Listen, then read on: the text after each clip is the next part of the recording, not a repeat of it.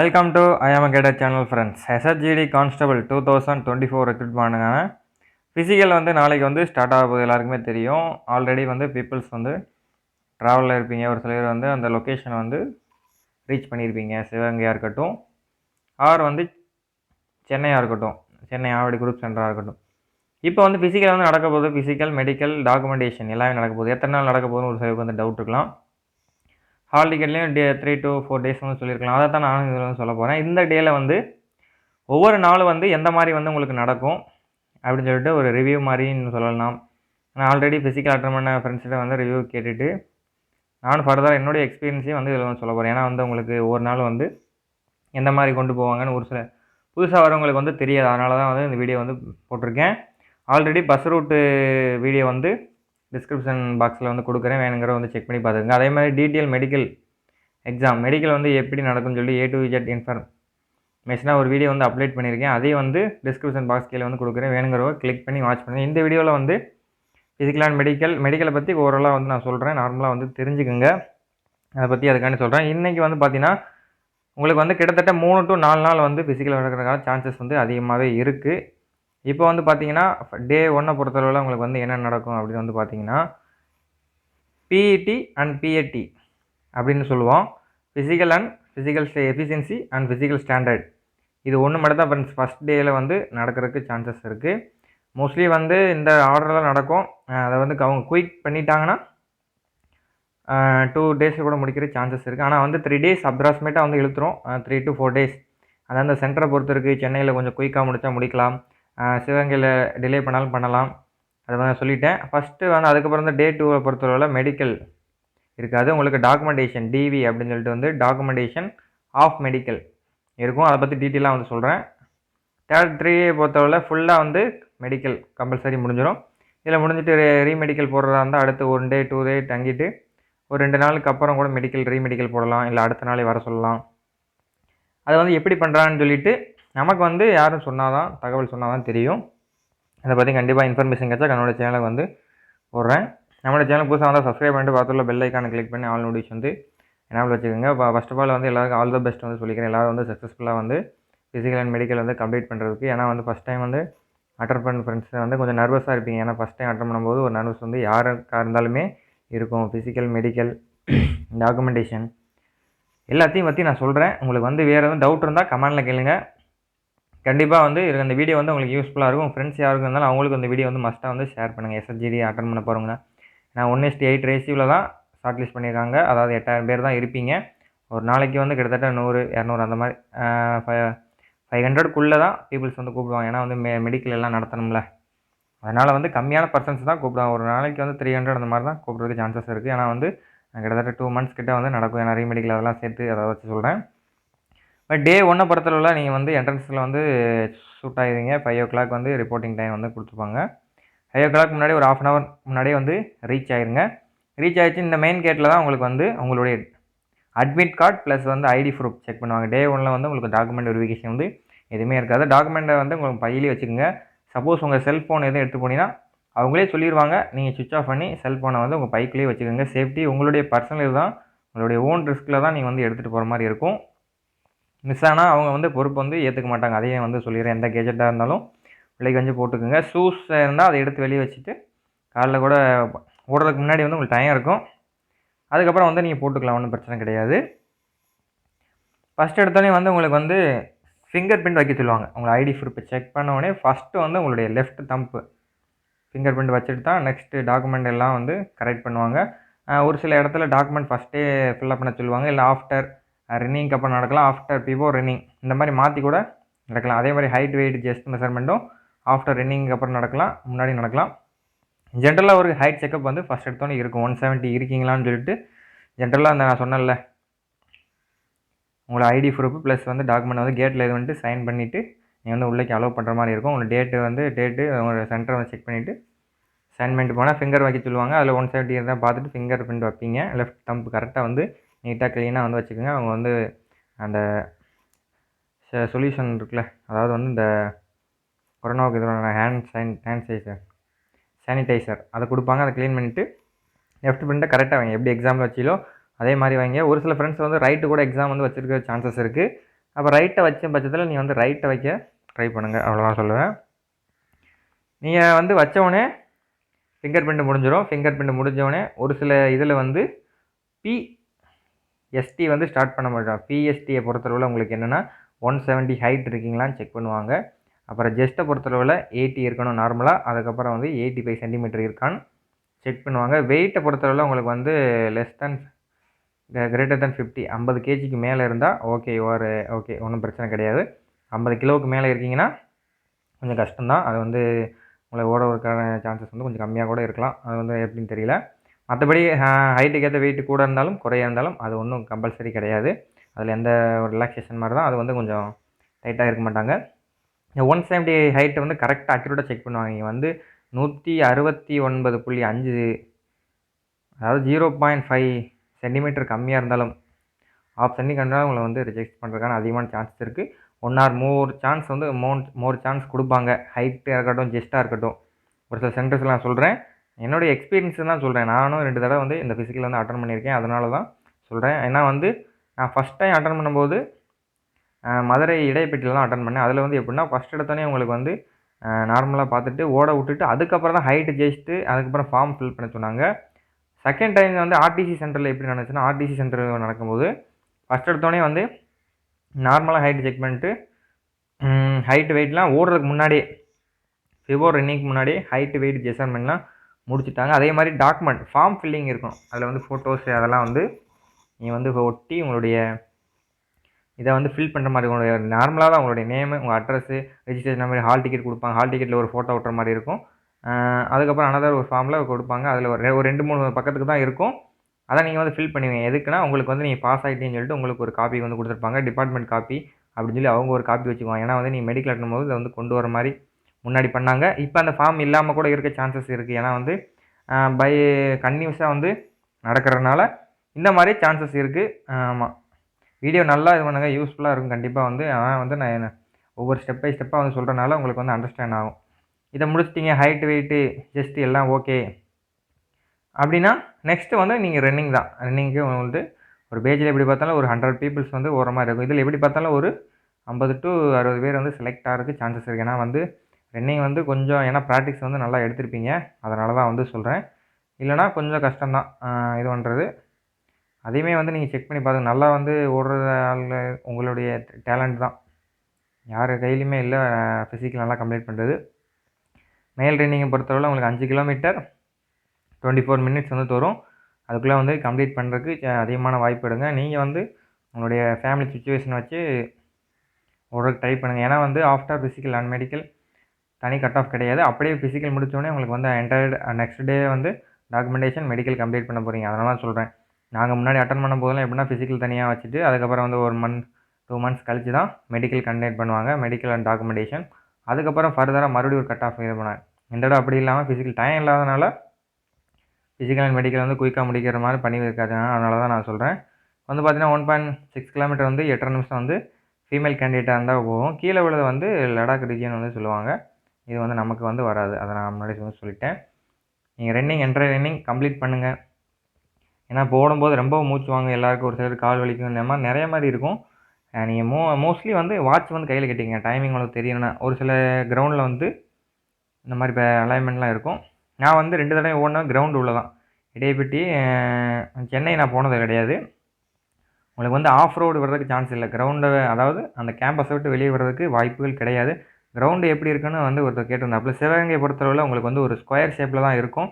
இந்த மாதிரி தான் கிரவுண்டோட அந்த ரேஞ்ச் வந்து இருக்கிறதுக்கு சான்சஸ் இருக்குது. ஏன்னா நான் ஆல்ரெடி ஓடிருக்கேன், சரியாக எனக்கு ஞாபகம் இல்லை. இந்த மாதிரி தான் ஒரு ரெக்டாங்கிள் ஷேப்பில் தான் இருக்கும். ரவுண்டாக இருக்குன்னு மட்டும் நினச்சிடாதீங்க. ஆமாம், சிவகங்கையை பொறுத்தளவில் நாங்கள் வந்து இதை வந்து 3 ரவுண்டு வந்து கம்ப்ளீட் பண்ணோம். 3 ரவுண்ட் கம்ப்ளீட் பண்ணும்போது எங்களுடைய ஜெஸ்ட் நம்பரை வந்து அவங்க வந்து நோட் பண்ணிட்டாங்க. ஜெஸ்ட்டுக்கு நம்பர் வந்து கொடுப்பாங்க ஒவ்வொருத்தருக்கும். அந்த நம்பரை சவுண்டாக வந்து சொல்லிட்டு வந்து சொன்னாங்க. ஆர்டிசி சென்டரில் அந்த மாதிரி தான் நடந்துச்சு. நான் வந்து இன்னொரு இடத்துல அதாவது இடையப்பட்டி மதுரை நடக்கும்போது எங்களுக்கு வந்து 3 ரவுண்ட்லேயும் டோக்கன் கொடுத்தாங்க. அவங்களுமே ஜெஸ்ட் நம்பர் வந்து நோட் பண்ணுவாங்க. ஏன்னா வந்து ஒரு சம் பர்சன் வந்து டோக்கன் மிஸ் பண்ணிட்டாலும் அந்த மாதிரி சான்சஸ் கிடைக்கிறதுக்கு சான்சஸ் இருக்குது. ஜெஸ்ட் நம்பர் நீங்கள் வந்து இந்த எண்டில் வரும்போது என் நம்பர் வந்து ஜஸ்ட் நம்பர் 33, 34 இந்த மாதிரி சவுண்டாக சொன்னால் மட்டும்தான் இது அவங்களே சொல்லுவாங்க. சவுண்டாக சொன்னால் தான் இது ஒன்றும் சொல்லி அதே மாதிரி ஃபைனல் ரன்னிங் ஸ்டார்ட் பண்ண இடத்துல, அதாவது சிவகங்கை ஸ்டார்ட் பண்ண இடத்துல இருந்து ஒரு 100 மீட்டர் தள்ளி தான் ஃபினிஷிங் லைன் வந்து ஒரு ரோப் வந்து வச்சுருப்பாங்க. அதுக்கு ஆப்போசிட்டில் தான் உங்களுக்கு வந்து ஹைட் ஜஸ்ட் மெஷர்மெண்ட் ஒரு கொட்டாய் மாதிரி இருக்கும். அந்த இடத்துலலாம் வந்து நடத்துவாங்க. ஆர்டிசி சென்டர் சிவகங்கையில். சென்னையில் வந்து எப்படி நடக்குதுன்னு தெரியல. நான் வந்து ஏன்னா போனது கிடையாது. அதனால தெரியும். ஆனால் அதுவும் இதே மாதிரி தான் இருக்கும். ஆனால் குண்டு குழியுமா இங்கே இருக்க ரோடு அந்தளவுக்கு லெவலாக இருக்காத மாதிரி போன தடவை போனவங்க ரிவ்யூ சொல்லியிருந்தாங்க. அதை வச்சு நான் சொல்கிறேன். அதனால் சொல்கிறேன், நீங்கள் வந்து ஷூ போட்டுக்கிறது நல்லது. ஏன்னா வந்து காலையில் அடிபடிச்சு ரத்தம் வந்துச்சுன்னா மெடிக்கலில் கொஞ்சம் உங்களுக்கு வந்து டிஸ்டர்பன்ஸாக இருக்கும். அதனால தான் சொல்கிறேன். நல்லா ப்ரிப்பேர் பண்ணுங்கள். இன்றைக்கி ஃபிசிக்கல் நல்லா ஓடுங்க. ரெஸ்ட்டில் இருங்க. இன்றைக்கி நாளைக்கு ஃபிசிக்கல்னால் இன்றைக்கி வந்து ஓட வேணாம். இன்றைக்கி ரெஸ்ட்டில் இருந்துட்டு நாளைக்கு போயிட்டு ஆஃப்டர் ஒரு 1 டேக்கு முன்னாடியே வந்து போய் ரீச் ஆகிருங்க. ஈவினிங்கு நைட்டு இங்கே தூங்கிட்டு நல்லா ஃப்ரெஷ்ஷப்பாக காலைல எழுந்திரிச்சு ஓடுற மாதிரி வந்து பார்த்துக்குங்க. ஃபிசிக்கல் முடித்தோடனே உங்களுக்கு வந்து இவ்வளோ தான் டாக்குமெண்ட் எல்லாம் இருக்கும். உங்களுக்கு வந்து ஹார்ட் காப்பி ஒன்று கொடுத்துட்டு அனுப்பிடுவாங்க. போயிட்டு நீங்கள் நெக்ஸ்ட் டே வந்து ஃபிசிக்கல் பாஸ் ஆன அனைத்து கேண்டிடேட்டும் மெடிக்கல் வந்து அட்டன் பண்ணி பாஸ் ஆனவங்கள வந்து ஒரு ஃபோட்டோ எடுப்பாங்க. எப்போவுமே குவாலிஃபை கேண்டிடேட்டை வந்து ஃபோட்டோ எடுத்துருவாங்க. நீங்கள் ஓடி முடித்தோடனே உங்களுக்கு வந்து ஒரு பேஜ் இருந்து லைன் ஆகிடுவோன்னே எல்லாத்தையுமே வந்து ஃபோட்டோ வந்து ஷூட் பண்ணிடுவாங்க அங்கேயே. அது முடித்தோடனே செகண்ட் டே வந்து உங்களுக்கு வந்து பார்த்தீங்கன்னா டாக்குமெண்டேஷன் வந்து நடக்கும். டிவின்னு வந்து சொல்லுவோம். இந்த டிவியில் வந்து ஒரு ஆஃப் மெடிக்கல் வந்து வரும். ஆஃப் மெடிக்கல் அப்படின்னா என்னென்னா, உங்களுக்கு வந்து பிளட் சாம்பிள்ஸ் வந்து எடுப்பாங்க. உங்களோட பிளட் சாம்பிள்ஸ் எடுப்பாங்க. அதுக்கப்புறம் வந்து சிவகங்கையாக இருந்தீங்கன்னா உங்களுக்கு வந்து சிவகங்கை ஜிஹெச் கூப்பிட்டு போய் ஜஸ்ட் ஸ்கேன் வந்து எடுப்பாங்க. அது எதுக்குன்னா, அது வந்து போன்லாம் கரெக்டாக இருக்கான்னு வந்து செக் பண்ணுறதுக்காண்டி எடுப்பாங்க. ஜஸ்ட் ஸ்கேன் கரெக்டாக இருக்கான்னு வந்து பார்ப்பாங்க. அதுக்கப்புறம் வந்து பார்த்தீங்கன்னா யூரின் டெஸ்ட். யூரினில் வந்து உப்புத்தன்மை எவ்வளோ இருக்குது அந்த மாதிரி வந்து ஒரு டெஸ்ட்டு, கொழுப்பு அளவு அந்த மாதிரி இருக்குது. அதை வந்து இந்த 3 டெஸ்ட்டுமே இந்த டாக்குமெண்டேஷன் நடக்கும்போதே நடக்கும். பிளட் சாம்பிள், யூரின் டெஸ்ட் வந்து கம்பல்சரி பண்ணுவாங்க. அந்த ஜஸ்ட் ஸ்கேன் எடுக்கிறதுக்கு வெளியே வந்து கூட்டிகிட்டு போவாங்க. அதே மாதிரி சென்னையில் எப்படி நடக்கணும் வந்து பார்த்தீங்கன்னா, சென்னையில் பிளட்டு, யூரின் சாம்பிளை வந்து அங்கேயே வந்து ஸ்பாட்டில் வந்து எடுத்துருவாங்க. உங்களுக்கு வந்து எக்ஸ்ரே எடுக்க மட்டும் ஒரு ப்ரைவேட் இடத்துக்கு வந்து கிட்டத்தட்ட நீங்கள் வந்து ஆவடியிலேருந்து அம்பத்தூரில் வந்து ஒரு சென்டருக்கு ஒரு ப்ரைவேட் செக்டாருக்கு வந்து நீங்கள் வர மாதிரி இருக்கும். அவங்க வந்து ஜஸ்ட் ஸ்கேன் எடுத்துகிட்டு உங்களை வந்து அந்த ஃபார்ம் மாதிரி ஒரு ஃபில் பண்ண சொல்லுவாங்க. லைட்டாக உங்கள் பேர், உங்கள் ஏஜ் வேணா ஜஸ்ட் ஸ்கேன் எடுத்துகிட்டு வந்துடுவீங்க. அவ்வளோதான். அம்பத்தூருக்கு வந்து நீங்கள் போவீங்க. ஆவடியிலேருந்து அம்பத்தூருக்கு எக்ஸ்ரே எடுத்து முடித்தோடனே அன்றைக்கி வந்து முடிஞ்சிச்சு. அன்றைக்கி ஆஃப் டேயோட முடிஞ்சு. ஒரு சில டாக்டர் வந்து அன்றைக்கி ஆஃப் டே மெடிக்கல் ஸ்டார்ட் பண்ண கூட சொல்லலாம். டாக்குமெண்டேஷன் வந்து மதியத்தோடு முடிஞ்சிடும். அன்றைக்கே கூட பாதி மெடிக்கலில் வந்து செக் பண்ணலாம். பாதி பேருக்கு செக் பண்ணலாம், பாதி பேர் செக் பண்ணாமல் இருக்கலாம். அந்த மாதிரி கூட நடக்க இன்சிடென்ட் இருக்குது. நீங்கள் எல்லாத்தையுமே தயாராகி தான் வந்து போகணும். ஏன்னா ப்ரைவேட் பார்ட் கிளீனிங் எல்லாமே வந்து நீட்டாக க்ளீன் பண்ணி ஷேவ் பண்ணி எல்லாமே வந்து ரெடியாக போய்க்குங்க. டாக்குமெண்ட்டை பொறுத்தளவு ஆல்ரெடி வந்து சொல்லியிருந்தேன். இன்னொரு முறை சொல்கிறேன். டாக்குமெண்ட் அட்மிட் கார்டு வந்து 2 செட்டு எடுத்துக்கோங்க. ஐடி ப்ரூஃப் வந்து கம்பல்சரி. அவர் ஃபோட்டோ வந்து எடுத்துக்கங்க. 10th mark sheet original. இது நான் சொல்கிறது ஃபுல்லாக ஒரு செட்டு 2 செட்டு ஜெராக்ஸ் வந்து வச்சுக்கோங்க கம்பல்சரி. செல்ஃப் அட்டஸ்டேஷன் போட்டு நீங்கள் அதை வந்து டாக்குமெண்ட்ஸ் ரெசிடென்சி சர்டிஃபிகேட் எடுத்து வச்சுக்கோங்க. ஏன்னா நேட்டிவிட்டி, டொமசில் அப்படின்னு வந்து பல்வேறு விதமாக வந்து சொல்லுவோம். ஒன்றும் பிரச்சனை கிடையாது. அதாவது இன்கம் வந்து அசிஸ்டன்ட் வந்து இடபிள்யூஎஸ் கேண்டிடேட். கம்யூனிட்டி சர்டிஃபிகேட் பொறுத்தவரை ஓபிசி. நான் முன்னாடி சொன்ன மாதிரி சர்க்குலர் டேட்னு வந்து சொல்லுவாங்க. அதுக்கு முன்னாடி எடுத்துருக்கணும். அது சப்போஸ் எடுக்கல அப்படின்னா பை லக் படி நீங்கள் வந்து இப்போ எடுத்தால் உங்களுக்கு அசார்ட் பண்ணுறதுக்கு சான்சஸ் இருக்குது. அதை வந்து கரெக்டாக வந்து சொல்ல முடியாது. ஒரு சில சென்டரில் ஸ்ட்ரிக்டாக பார்ப்பாங்க. அதை வந்து ஒரு சில சென்டரில் வந்து பார்க்கல. நான் வந்து போகும்போது எனக்கு வந்து அக்யூரேட்டாக அந்த மாதிரி பார்க்கல. அதனால தான் சொல்கிறேன். அப்புறம் பெண்ணை ஓனாக வந்து எடுத்துக்கங்க. ஏன்னா வந்து ஃபார்ம்லாம் ஃபில்லப் பண்ண வேண்டியதாக இருக்கும் உங்களுடைய ஓன் இதில். அதனால தான் சொல்கிறேன்.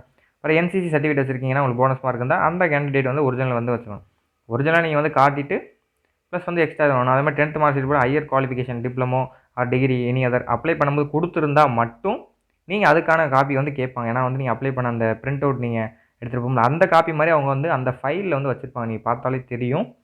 அதுக்கப்புறம் இது அந்த டாக்குமெண்ட் செல்ஃப் அட்டஸ்டேஷனாக பண்ணியிருப்பீங்களா, இதெல்லாம் கொடுத்தேன்னா அந்த ப்ரூஃபோட அட்டாச் பண்ணிடுவாங்க.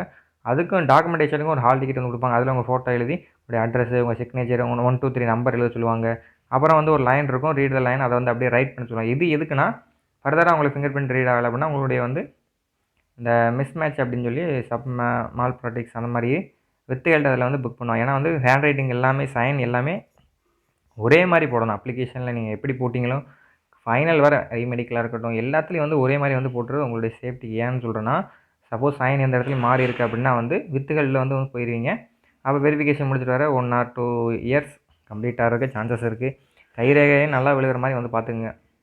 அதுக்கப்புறம் நேம் கரெக்ஷனுக்கு அதாவது அஃபிடவிட் வந்து எடுத்துகிட்டு போக சொல்லியிருந்தேன். அஃபிடவிட் வந்து ஆல்ரெடி வீடியோ வந்து சொல்லியிருக்கேன். அது வந்து நீங்கள் நம்ம சேனலை தேடி வந்து ப்ளேலிஸ்ட்டில் இதில் வந்து கொடுத்துருங்க.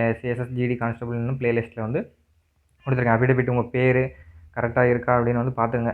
இன்சியல் முன்ன பின்ன இருந்தால் அந்த மாதிரி சொல்லிட்டேன். ஆல்ரெடி வந்து எக்ஸாம்பிளுக்கு சொன்னேன். இப்போ காலின்னு ஒருத்தர் பேர் இருக்குது, இன்சியல் வந்து பின்னாடி இருக்குன்னா 10th மார்க் ஷீட்டில் அதே மாதிரி எல்லா சர்டிஃபிகேட்லையும் இருக்கணும். அதாவது வந்து உங்களுடைய மார்க் ஷீட்டில் இருந்தால் ரெசிடென்ஷியல், ஓபிசி சர்டிஃபிகேட்டாக இருக்கட்டும். அன்ரிசர்வ்டாக இருக்கீங்க அப்படின்னா பொது பிரிவில் இருந்தால் உங்களுக்கு வந்து எந்த சர்டிஃபிகேட் வந்து கேட்க மாட்டாங்க. சப்போஸ் ஓபிசி சர்டிஃபிகேட் சப்மிட் பண்ண முடியல அப்படின்னா உங்களை வந்து அன்ரிசர்வ்டில் வந்து போடுறதுக்கான வாய்ப்புகள் அதிகமாக இருக்குது.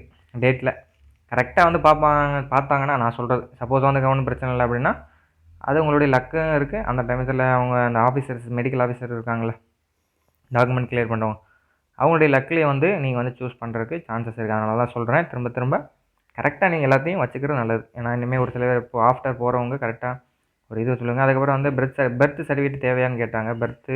பர்த் பை தேவை கிடையாது. பட் இருந்தாலும் நான் போகும்போது 2021 வந்து கேட்டாங்க. எதுக்குன்னா என்னுடைய அம்மாவுடைய ப்ரூஃப்காண்டி. ஏன்னா சண்முகவள்ளி நீங்கள் அம்மாவுடைய பேர் அதோட உங்கள் மதர் நேம் என்ன இருக்கட்டும், வள்ளி அந்த மாதிரி இருக்கும்ல சம்திங், அந்த ப்ரூஃப்காண்டி வந்து கேட்டாங்க. ரேஷன் கார்டு அந்த மாதிரி கேட்டாங்க.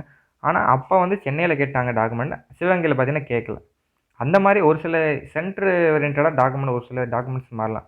நீ முன்கூட்டி எடுத்து வச்சுக்கிறது நல்லது. ஏன்னா இதுக்காண்டி அலைய முடியாதுல்ல. அதனால வந்து நான் சொல்கிறேன். ஏன்னா டாக்குமெண்ட் முடிஞ்சோடனே வந்து உங்களுக்கு வந்து மெடிக்கல் வந்து நடந்துடும். அதனால தான் திரும்ப திரும்ப நான் சொல்கிறேன். அதனால் வந்து கரெக்டாக நீங்கள் வந்து பார்த்துக்குங்க. டாக்குமெண்ட் இவ்வளோ தான், வேறு எதுவுமே கிடையாது. ஐடி ப்ரூஃப் வந்து கரெக்டாக இருந்தால் போதும். ஃபோட்டோ எல்லாமே எடுத்துக்கோங்க.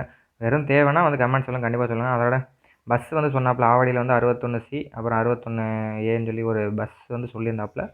அதில் ஆவடியிலேருந்து நீங்கள் வந்து போனாலே போதும். ஆல்ரெடி வந்து எங்கே ஸ்டே பண்ணணுங்கிறதுனா வீடியோ போட்டிருக்கேன். நீங்கள் வந்து தெரியல அப்படின்னா இந்த வீடியோ பார்க்குறவங்க டிஸ்கிரிப்ஷன் பாக்ஸில் அல்லது நம்ம இருக்க நெக்ஸ்ட் வீடியோவில் தான் இருக்குது. சேனலுக்குள்ளே போய் பார்த்தாலே உங்களுக்கே அது தெரியும். இது முடிஞ்சிடும். உங்களுக்கு எக்ஸ்ரே பிளட் எல்லாம் முடிஞ்சிடும். அன்றைக்கி மதியம் கூட டாக்குமெண்ட் அதாவது மெடிக்கல் நடக்க சான்ஸ் இருக்குது. இல்லை அப்படின்னா தேர்ட் டே வந்து மெடிக்கல் ஃபுல் மெடிக்கல் இருக்கும். மெடிக்கலில் பொறுத்தளவு ஜென்ரலாக என்ன பார்ப்பாங்க, ஜென்ரலாக வந்து எல்லாமே வந்து பார்ப்பாங்க. மெடிக்கலுக்கு டீட்டெயிலாக வீடியோ போட்டிருக்கேன். இது ஜென்ரலாக என்னென்ன பார்ப்பாங்கன்னு நான் வந்து சொல்கிறேன். ஒரு புரிதலுக்காண்டி கரெக்டாக இருக்கணும் அப்படின்றதுக்காண்டி சொல்கிறேன்.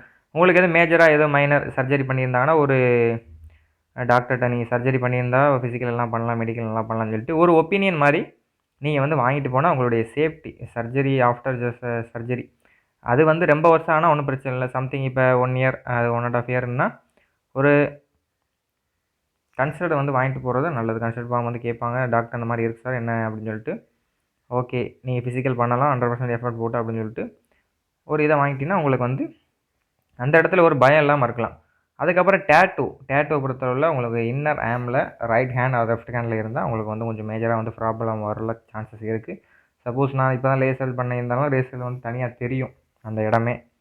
அதுக்காக வந்து ரீமெடிக்கல் போடுறதுக்கான வாய்ப்புகள் இருக்குது. ஆனால் எந்த அளவுக்கு அது உண்மைன்னு தெரியல. உங்களுடைய டாக்டர் உங்கள் லக்கை பொறுத்து தான் இருக்குது. ஏன்னா டாக்டர் ஒரு சில பேர் அந்த மாதிரி ஸ்ட்ரிக்டாக இருக்க மாட்டாங்க. ஒரு சில பேர் அந்த மாதிரி பார்ப்பாங்க. அதைத்தான் நான் சொல்கிறேன். இப்போ மேல் பார்ட்லேருந்து வர்றேன். ஒரு ஹியூமன் பீயிங்கில் மேல் பார்ட்லேருந்து தான் ஸ்டார்ட் பண்ணுவாங்க. உடனே எடுத்த உடனே ப்ரைவேட் பார்ட் வந்து போக மாட்டாங்க. ஃபஸ்ட்டு ஓனாக வந்து உங்களை வந்து தலைப்பகுதியில் வந்து பார்க்குறேன்.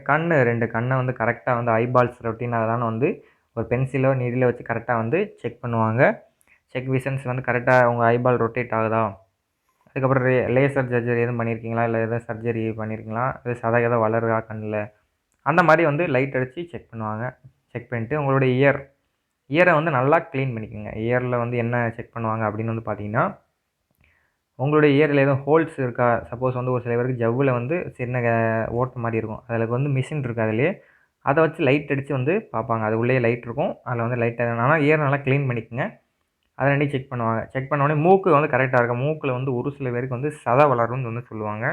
அது இருந்தாலும் உங்களுக்கு வந்து ரீமெடிக்கல் இருக்கான்னு சான்ஸ் இருக்குது. ஒரு கம்பி மாதிரி இருக்கும். அதை உள்ளேக்கு வந்து கரெக்டாக இருக்காங்கன்னு டாக்டர் வந்து செக் பண்ணுவாங்க.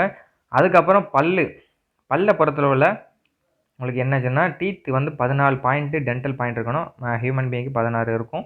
14 இருந்தால் ஓகே. 2 பல்லு இல்லைன்னா கணக்கு வந்து கிடையாது. சப்போஸ் பல்லு கட்டியிருந்தாலும் ஒன்றும் சொல்ல மாட்டாங்க. ஒரு நார்மல் கிடையாது.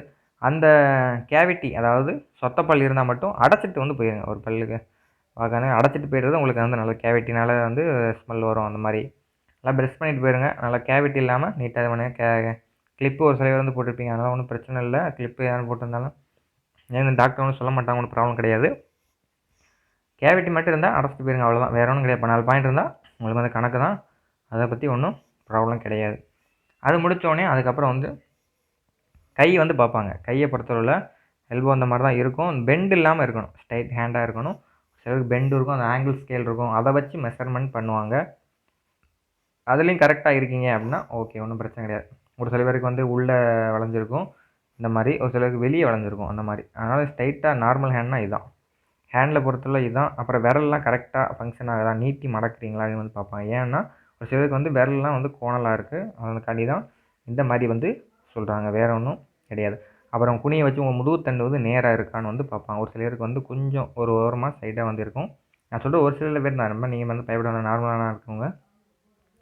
அதுக்கப்புறம் வந்து கீழே வந்தோடனே கண்ணில் வந்து லாங் விஷன்ஸ் வந்து செக் பண்ணுவாங்க. லாங் டிஸ்டன்ஸ் பொறுத்தவரை உங்களுக்கு எப்படி பார்த்தாலும் ஒரு 20 அடி, உங்களுக்கு லாங் டிஸ்டன்ஸ்க்கு 20 அடி வந்து குறையாமல் இருக்கும் ஃப்ரெண்ட்ஸ்.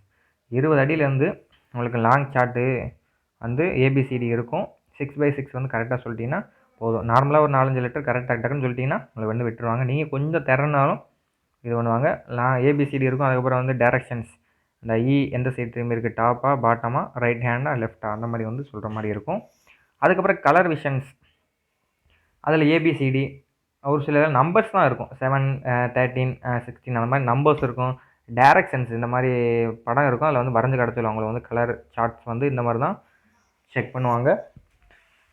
அதில் செக் பண்ணி முடித்தோடனே வந்து ஓகே ஆயிடும், ஒன்றும் பிரச்சனை கிடையாது. அப்புறம் ஷார்ட் டிஸ்டன்ஸுக்கு அந்த ஒரு பேப்பர், நியூஸ் பேப்பர் இருக்கும், அதை வந்து படிக்க சொல்லுவாப்பில், இல்லை சின்ன ஒரு புக் இருக்கும், அதை நார்மலாக கடந்து ரீட் பண்ணினா ஓகே. அப்புறம் வந்து உங்களுக்கு பிபி, ப்ரெஷரு எல்லாமே வந்து செக் பண்ணுவாங்க. டாக்டர் வந்து அவங்க செக் பண்ணிவிட்டு நார்மலாக வந்து ஜம்ப் பண்ண சொல்லிவிட்டு செக் பண்ணிவிட்டு முடிச்சு விட்ருவாங்க. அதுக்கப்புறம் ப்ரைவேட் பார்ட் கிளீனிங், அதை வச்சுன்னா அதை வந்து நான் வந்து தெரிஞ்சதுக்காண்டி சொல்கிறேன். அவங்களுக்கு வந்து ப்ரெக்னன்சி, லேடிஸாக இருந்தால் ப்ரெக்னன்சி வந்து செக் பண்ணுவாங்க. ப்ரெக்னன்சி ஆகலாம் அவங்கள வந்து டெம்பரவரி ரிஜெக்ஷன் வந்து கொடுத்துட்டு ஆஃப்டர் வந்து ப்ரெக்னன்சி முடிஞ்சோடனே வந்து ரெமெடிக்கல் வந்து அவங்க வந்து போடுவாங்க. நம்ம பாய்ஸ் பொறுத்தளவில் உங்களுக்கு வந்து 2 பால்ஸ் இருக்கான்னு வந்து பார்ப்பாங்க வெதரில். அப்புறம் பீனியஸில் வந்து இது வந்துட்டு ஒரு ஹோல் இருக்கான்னு வந்து செக் பண்ணுவாங்க. அதுக்கப்புறம் வந்து பேக்கில் வந்து அப்பண்டிஸ் வந்து இருக்கா அப்படின்னு சொல்லி செக் பண்ணுவாங்க, கரெக்டாக இருக்கா. ஒரு சிலருக்கு வந்து ஜவ்வு கிழிஞ்சிருக்கும், அந்த மாதிரி மூளை வந்து கரெக்டாக வந்து செக் பண்ணுவாங்க. அது திரும்பி பார்த்துட்டு இரும சொல்லுவாங்க. அவ்வளோதான், வேறு ஒன்றும் கிடையாது. கம்பல்சரி முடிஞ்சிட்டோம். ப்ரைவேட்லாம் இதெல்லாம் அவ்வளோதான். அப்புறம் நாக்னி வந்து செக் பண்ணுவாங்க. நாக்னினா என்ன, 2 முட்டி வந்து ஒட்டக்கூடாது. இதுதான் 2 முட்டிக்கு இடையில 1 இன்ச்சு கேப் இருந்தாலே அது வந்து போதுமானது. ரொம்ப அகலமாக இருக்கக்கூடாது. உங்களாக இருக்குது. நீங்கள் வந்து பயப்படாம எதாக இருந்தாலும் ஓகே, நீங்கள் வந்து கரெக்டாக இருக்கீங்க அப்படின்னு நினச்சிக்கிட்டே போங்க, ஒன்றும் பிரச்சனை கிடையாது. அதுக்கப்புறம் வந்து ஃப்ளாட் ஃபுட்டில் அந்த காமிச்சிருக்கல அந்த பிக்சரில் ஒவ்வொரு இமேஜையும் வந்து ஒரு வீடியோவில் வந்து நான் வந்து போட்டிருக்கேன். அது வந்து ப்ளேபேக்கு இல்லை வந்து மெடிக்கல்னு சொல்லிட்டு தனியாக வீடியோ கொடுக்குறேன் டிஸ்கிரிப்ஷனில். நீங்கள் இன்ட்ரெஸ்ட்டாக இருந்தால் செக் பண்ணி வந்து பார்த்துட்டு எப்படி இருக்குன்னு சொல்லுங்கள். இந்த வீடியோக்கு பிடிச்சிருந்தா ஒரு லைக் வந்து கொடுங்க. இதுலேயும் வந்து விரல் இருக்கான்னு வந்து செக் பண்ணுவாங்க. ஒரு சிலருக்கு 6 விரல் இருந்தால், நான் சொல்கிறது சம்திங் மல்டிபிள் பர்சன் மாதிரி, அதாவது யாருக்காவது இருக்கும் 6 விரல் இருந்தால் ரிஜெக்ஷன் பண்ணுறதுக்கு சான்சஸ் இருக்குது. இல்லை ரீமெடிக்கல் கன்சல்ட் வந்து கேட்பாங்க. 6 விரல், 6 கால், கை அந்த மாதிரி இருந்தால் எதுவும் சொன்னான்னு சொல்லலாம். சப்போஸ் ரீமெடிக்கல் போகிறதுக்கான சான்சஸ், ரீமெடிக்கலை பொறுத்தளவில் உங்களுக்கு வந்து சென்னையில் இருந்தால் சென்னையில் கூட ரீமெடிக்கல் வர சொல்லலாம், இல்லைனா மதுரை போங்கன்னு சொல்லலாம். அந்த மாதிரி இடத்த மாற்றி விடலாம்.